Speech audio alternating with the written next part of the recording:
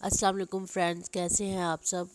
امید ہے سب ٹھیک ٹھاک ہوں گے۔ آج ہم آپ لوگوں کے لیے بنانے لگے ہیں جی چکن شملہ مرچ کا سالن۔ یہ بہت ٹیسٹی بنتا ہے، بہت ایزیلی بن جاتا ہے اور بہت ہی آسان ریسیپی ہے۔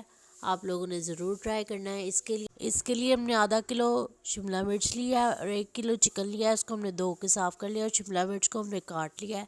ایک ہم نے میڈیم سائز کا پیاز لینا ہے، 6 سے 7 ہم نے ہری مرچیں لی ہیں، 2 میڈیم سائز کے ہم نے لیے ہیں ٹماٹر، اور ہم نے لیا ہے ہرا لہسن۔ اس سے جو سالن کا ذائقہ ہے وہ بہت زبردست آئے گا۔ سب سے پہلے اب ہم نے ہانڈی پکانی ہے، ہانڈی ہم نے آئل ڈالیں گے۔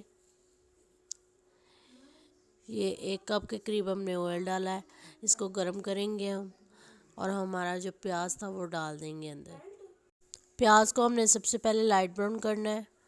جب پیاز ہمارا ہلکا سا لائٹ براؤن ہو جائے گا تو اس کے اندر ہم نے ڈال دینی ہے ہماری کٹی ہوئی یا ہوا ٹماٹر ایڈ کر دیں گے، ہرا لہسن ہمارا، ہری مرچیں جو تھی وہ ساری چیزیں اس کے اندر ڈالیں گے اور اپنے مسالے کو ہم بھونیں گے۔ مسالہ ہمارا بہت خوبصورت لگ رہا ہے، کلرفل سا، اور یہی کلرز جو ہے اس میں ٹیسٹ بھی بہت زبردست لے کے آئیں گے۔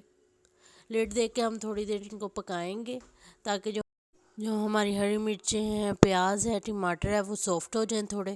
ٹیبل سپون اس میں ہم دھنیا پاؤڈر ایڈ کریں گے، نمک ایڈ کریں گے اکارڈنگ ٹو یور ٹیسٹ، دڑا مرچ ایڈ کریں گے 1 table spoon, half table spoon ہلدی، اور لاسٹ پہ ہم نے گرم مسالہ ایڈ کرنا ہے 1 ٹیبل سپون۔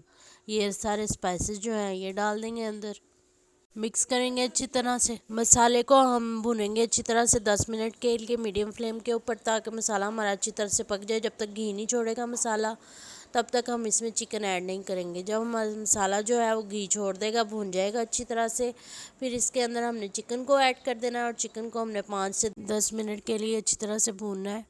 لہسن کا پیسٹ، ادرک کا پیسٹ ڈال دیں گے ہاف ٹیبل سپون، اور ہم نے اس کو بھوننا ہے ذرا 5 منٹ، تاکہ ہمارا چکن اچھی طرح سے بھون جائے اور اس سے اچھی سی خوشبو آنی شروع ہو جائے۔ اور یہ دیکھ سکتے ہیں آپ، یہ بھون چکا ہوا ہے، اس میں اچھی سی خوشبو آ رہی ہے۔ اب ہم اس میں ایڈ کر دیں گے ہماری شملہ مرچ۔ بھوننے کے بعد شملہ مرچ ڈالنے کے بعد ایک بار ہلائیں گے اور اس کو دم پہ پکنے کے لیے ہم نے 10 سے 15 منٹ کے لیے چھوڑ دینا۔ دم کھولنے کے بعد ایک بار پھر سے اس کو ہلائیں گے تو یہ ہماری جو شملہ مرچ اور چکن کی ہانڈی ہے یہ ریڈی ہے۔ ہرے دھنیا سے اس کو گارنش کریں گے، اور ضرور ٹرائی کریں اس کو۔ میرے چینل کو لائک کریں، شیئر کریں، سبسکرائب کریں۔ اپنی دعاؤں میں مجھے یاد رکھیں، اور ملوں گی میں آپ سے نیکسٹ ریسیپی میں۔ اللہ حافظ۔